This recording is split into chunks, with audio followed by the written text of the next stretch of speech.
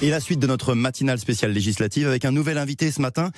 Invité qui a un très grand sourire en arrivant dans les studios de France Bleu Roussillon. C'est le maire de Perpignan, Suzanne Chodjaï. Bonjour Louis Alliot. Bonjour. Qu'est-ce qui vous fait le plus plaisir ce matin? Est-ce que c'est les scores du RN en France, 89 députés, ou tout simplement la déroute du camp macroniste? Oh, je crois que non, c'est la victoire de nos 90 députés. Il y en a en fait 90, si on compte Emmanuel Ménard dedans. Donc c'est ça, je crois que c'est un peu exceptionnel avec ce scrutin majoritaire à 2 tours, tout simplement. Ça va redonner un peu de vie démocratique à cette Assemblée nationale.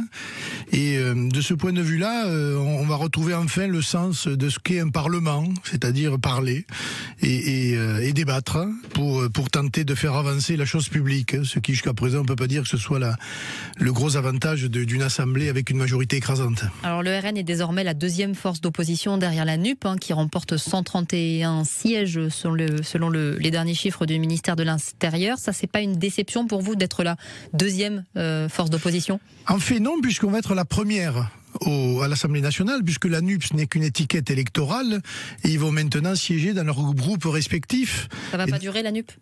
De toute façon, c'est comme ça. Les Verts vont être avec les Verts, les socialistes entre eux, les communistes entre eux, et M. Mélenchon avec les siens.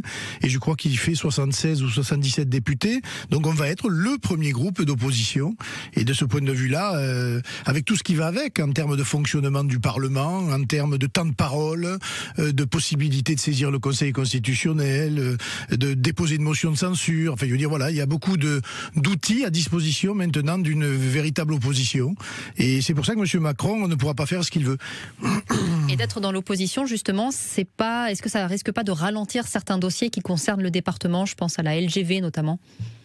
Non, parce que je pense que M. Macron fait ses comptes et ce n'est pas parce qu'un département ne vote pas comme il l'espère qu'il va le sanctionner pour autant. Moi, je crois au contraire qu'ils ont intérêt maintenant à s'occuper des territoires qui souffrent, des territoires un peu abandonnés par la République, dont les Pyrénées-Orientales, en matière de désenclavement, de TGV et même d'agriculture ou d'économie de montagne. Tout cela, maintenant, j'espère bien que les pouvoirs publics vont se pencher attentivement sur notre département frontalier qui, j'allais dire, cumule un certain nombre de handicaps et de retards. Donc les 4 députés catalans ne seront pas systématiquement dans l'opposition?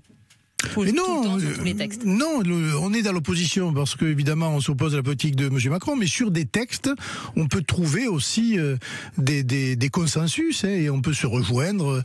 Je pense à la future loi sur le pouvoir d'achat, on verra bien ce qu'il y a dedans, mais on espère bien pouvoir aussi proposer un certain nombre de mesures qui seront acceptées par la majorité.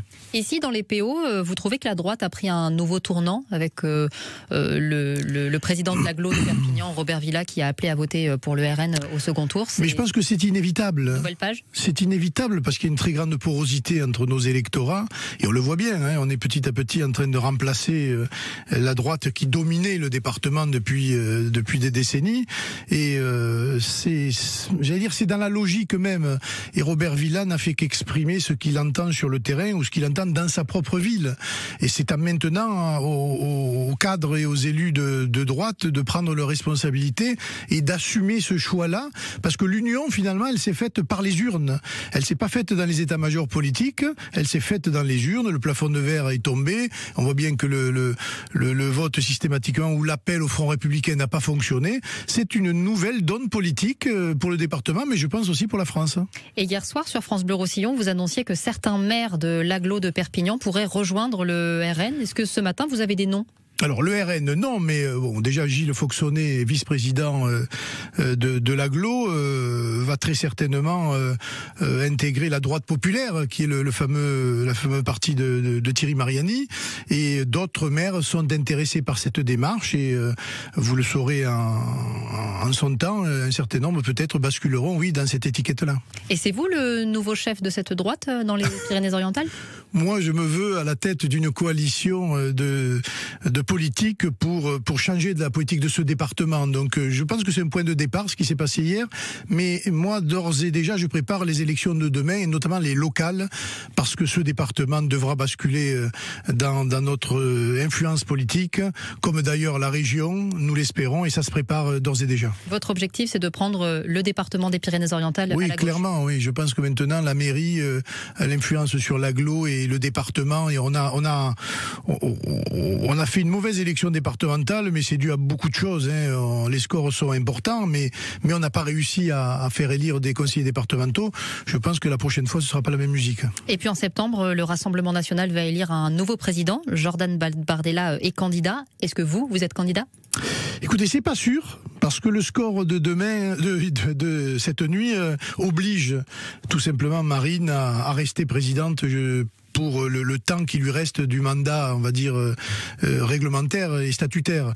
Donc moi, je fais partie de celles et ceux qui demandent à Marine de rester, et on verra bien dans 2 ans, lors du prochain congrès, comment les choses évoluent et qui sera le candidat à l'élection présidentielle. Parce que dans nos statuts, c'est clair, c'est le président du parti qui est candidat à l'élection présidentielle. Donc là, pour septembre, c'est pas encore décidé. Non. Merci beaucoup, Louis Merci. Alliot, maire RN de Perpignan.